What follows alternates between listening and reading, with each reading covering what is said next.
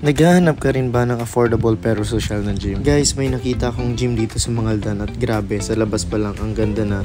Maluwag ang parking tapos may info desk sila na super accommodating. Meron pa silang face scanner dito para sa members. Pero since hindi pa tayo member, meron silang pina-fill outan na form sa atin. I think meron ito para may record sila sa mga labas-pasok sa gym.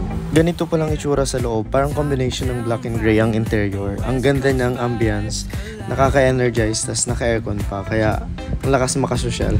And ito nga pala yung tropa natin na nag-iaya sa atin dito. So, biglaan lang talaga, nag-chat lang siya sa akin, tara pa ka dito.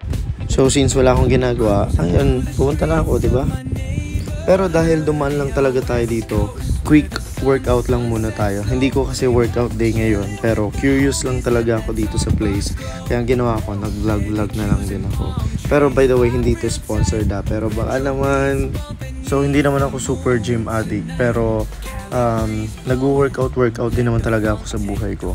Ang kaso ko lang dito guys, medyo malayo siya sa place ko. I think around 15 to 20 minutes drive pa siya, kaya I hope na sipagin ako pumunta dito. Yun lang guys, thanks for watching.